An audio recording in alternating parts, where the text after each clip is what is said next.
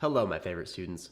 Do you ever wonder why you have to learn all this stuff? Of course you do. By watching this video, you're probably procrastinating the homework that you should be doing right now. But the reason that you have this homework instead of anything else is a story that spans thousands of years and dozens of cultures. But how did we get here, where science education can be done in my lab with just a person in front of a camera?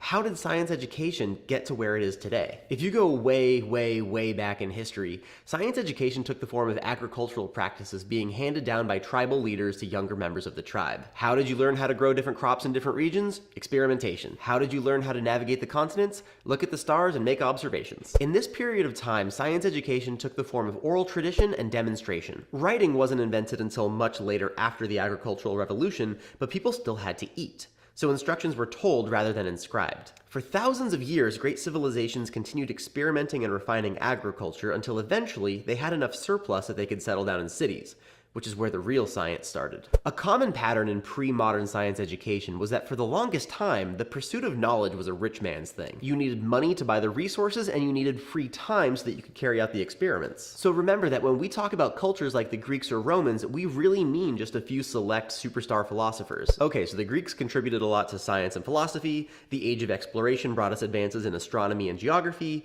then the Renaissance happened, and Europe became much more fascinated with everything Greek and Roman again.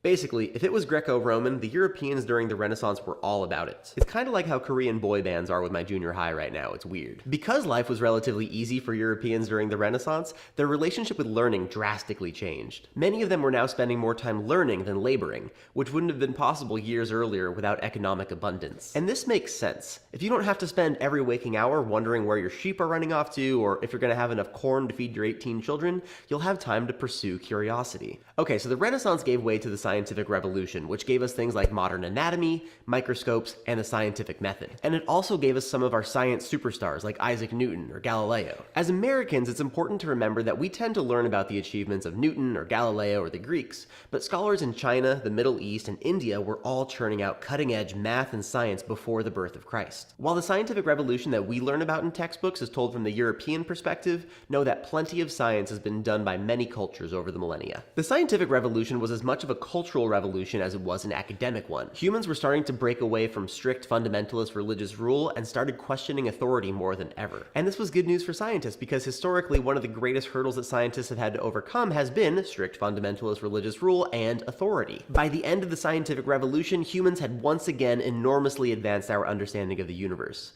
But science education was still in the hands of the rich. Fast forward a few years through colonialism, war, and revolution, and you finally get to the good stuff. America. Now, one more revolution to go before we're really talking modern day, but it's arguably the most important revolution for humans' relationship with science. The Industrial Revolution. Now, when we think of advancements in technology in the 2000s, we have a tendency to think of how computers get smaller and faster, or of anything that Elon Musk makes. But back in the 1800s, the new technology was industrial. Steam engines, railroads, and textile mills were all cutting-edge technology that disrupted the economy and drastically changed lifestyles for tons of workers. By the end of the Industrial Revolution, we were finally ready for education. We had abundance, a growing population, and life was good. Remember how science has always been a rich man's game? Well, the Industrial Revolution was really effective at getting people out of fields, into cities, and working for wages in factories. That doesn't mean there wasn't poverty, but the Industrial Revolution set the stage for an eruption of children to be enrolled in primary school by the early 1900s. Prior to the Industrial Revolution in the late 1800s, only 50% of children ages 5 through 19 were enrolled in school. But towards the early 1900s, those numbers climbed closer towards 70%.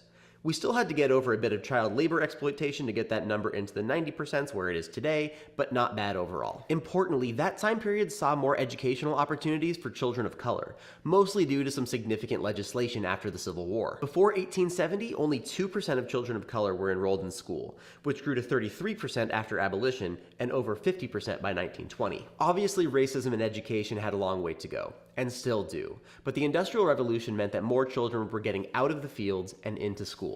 The late 1800s were a good time for higher education as well, with new schools popping up all over the country. Universities in America existed prior to the 1800s, but they were extremely traditional and almost definitely religious. Schools like Brown, Dartmouth, Columbia, and Princeton were all founded in the mid-1700s and all had religious affiliations. But then in the mid to late 1800s, schools were popping up all over the country, many of which were public school systems sponsored by the state. With Americans realizing how important this new technology was going to be, science education shifted away from agriculture and towards technology and engineering. There was a greater focus on physics and chemistry, and lab sections were finally incorporated into the schedule. By the early 1930s, science education was finally starting to resemble what it looks like today. High school freshmen studied general science, sophomores took biology, chemistry for juniors, and physics for seniors. By 1945, general science was part of the 7th and 8th grade curriculum, and juniors and seniors in high school could start taking advanced science classes. And while it might seem like the 1940s were forever ago, remember that there are still plenty of people alive today that lived through this curriculum firsthand. And then luckily or unluckily, depending on how you think of it, America freaked out when Russia launched Sputnik in the 1950s, and all of a sudden, science education was important again. This led to an increased rigor in science subjects,